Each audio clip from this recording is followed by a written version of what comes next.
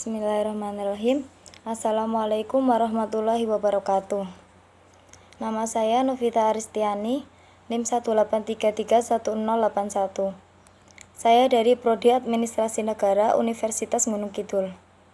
Di sini saya akan mempresentasikan materi tentang teori proses dan aplikasi motivasi dari mata kuliah perilaku organisasi. Oke, langsung saja. Pengertian motivasi.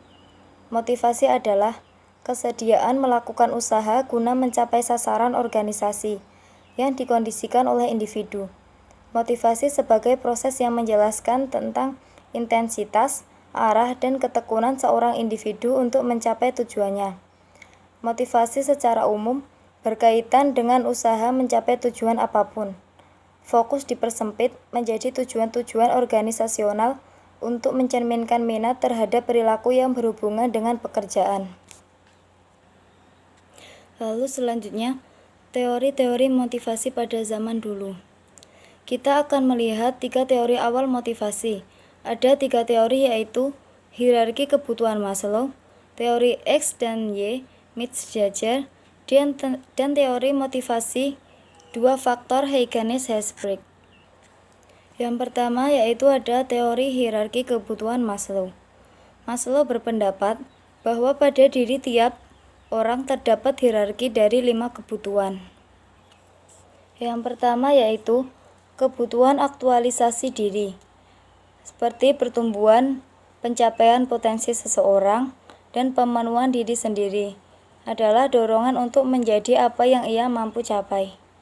Yang kedua, kebutuhan harga diri adalah faktor harga diri internal seperti penghargaan diri, otonomi, dan pencapaian prestasi, dan faktor harga diri eksternal seperti harga diri status, pengakuan atau diorangkan, dan perhatian.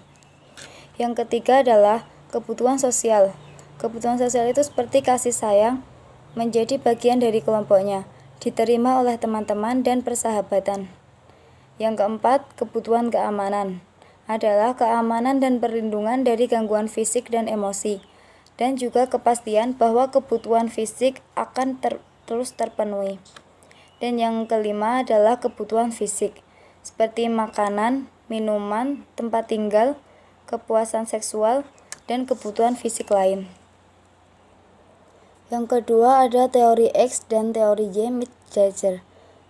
Douglas Mises-Jaeger mengemukakan 2 pandangan nyata mengenai manusia. Pandangan pertama pada dasarnya negatif, disebut teori X, dan yang kedua pada dasarnya positif, disebut teori Y. Menurut teori X atau negatif, 4 asumsi yang dimiliki oleh manajer adalah: 1. Karyawan pada dasarnya tidak menyukai pekerjaan dan sebisa mungkin berusaha untuk menghindarinya. 2. Karena karyawan tidak menyukai pekerjaan, mereka harus dipaksa, dikendalikan, atau diancam dengan hukuman untuk mencapai tujuan-tujuan. 3. Karyawan akan menghindari tanggung jawab dan mencari perintah formal bila mungkin. Yang keempat, sebagian karyawan menempatkan keamanan di atas semua faktor lain terkait pekerjaan dan menunjukkan sedikit ambisi. Sedangkan 4 asumsi positif menurut teori Y atau positif. 1.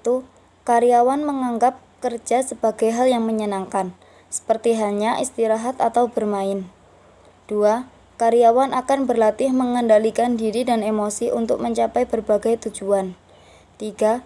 Karyawan bersedia belajar untuk menerima, bahkan mencari tanggung jawab. 4.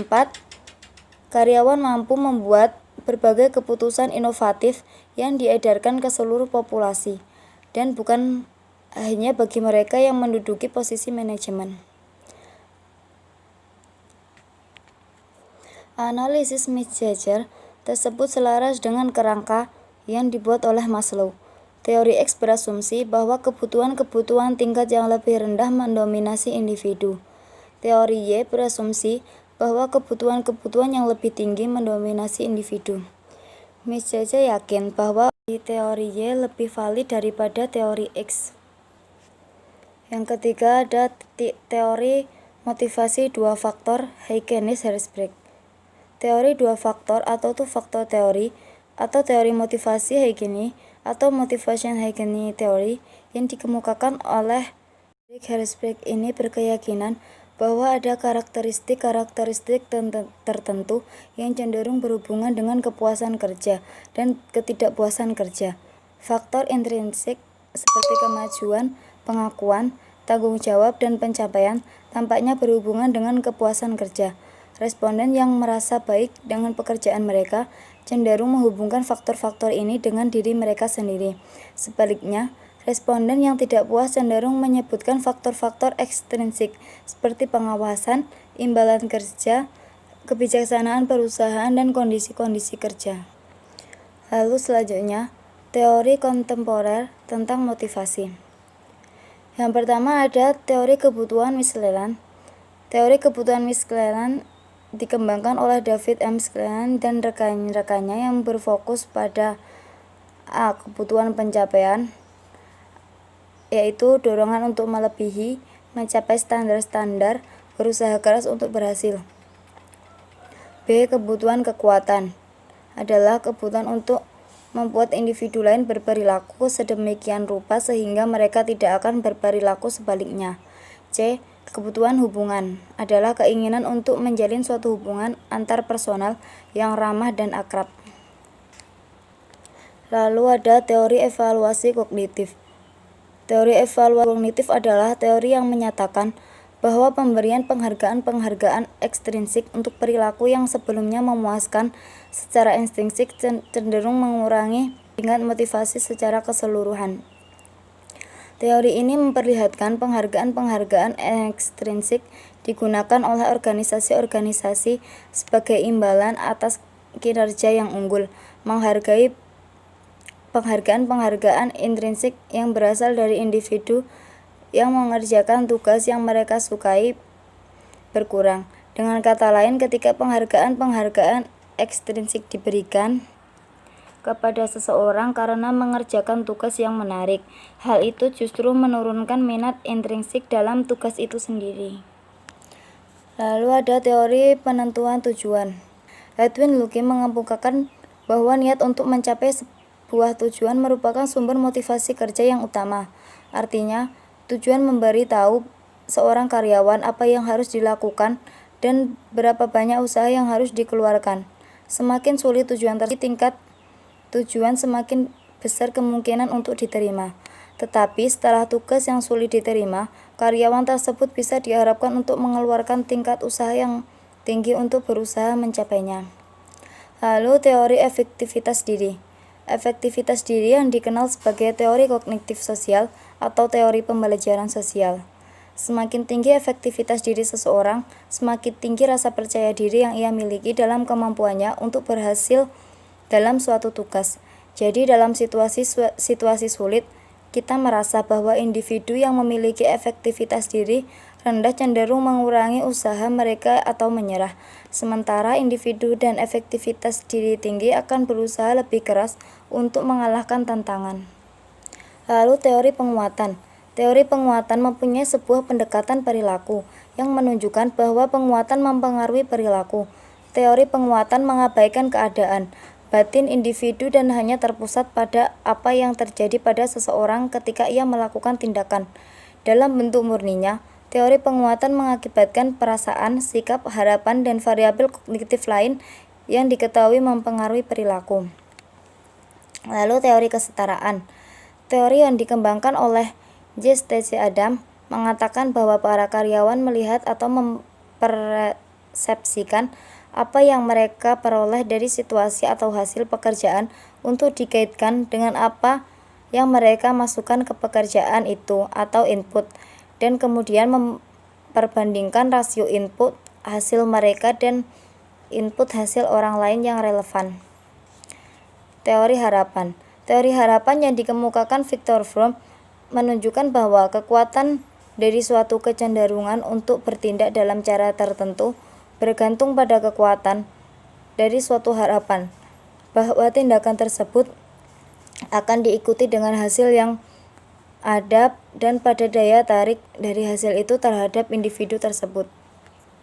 Jadi kesimpulannya adalah Motivasi adalah kerelaan untuk mengeluarkan usaha tingkat tinggi untuk mencapai sasaran organisasi. Dipersyaratkan oleh kemampuan usaha tersebut memuaskan kebutuhan individu.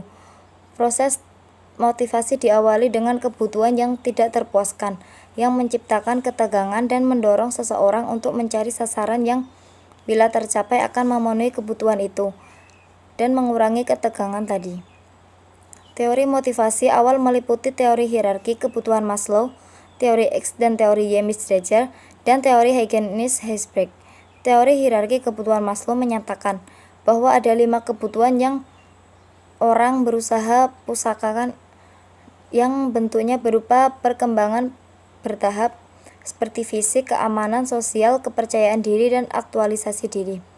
Teori X berdasarkan pada pandangan negatif tentang sifat manusia mengenai cara memandang pekerjaan, sementara teori Y merupakan kebalikannya. Teori motivasi Hyginus-Herzberg mengusulkan bahwa tidak semua faktor motivasi menghasilkan kepuasan karyawan. Teori penguatan mengatakan bahwa perilaku adalah fungsi dari akibat. Perluasan kerja adalah perluasan horizontal hingga meningkatkan jangkauan pekerjaan, jumlah berbagai tugas yang dibutuhkan pekerjaan tertentu, dan frekuensi penguatan tugas-tugas. Dalam teori kesetaraan individu memperbandingkan rasio input hasil pekerjaan mereka dan rasio input pekerjaan orang lain yang relevan. Teori pengharapan mengatakan bahwa individu cenderung bertindak dengan cara tertentu berdasarkan pengharapan bahwa tindakan itu akan diikuti hasil tertentu dan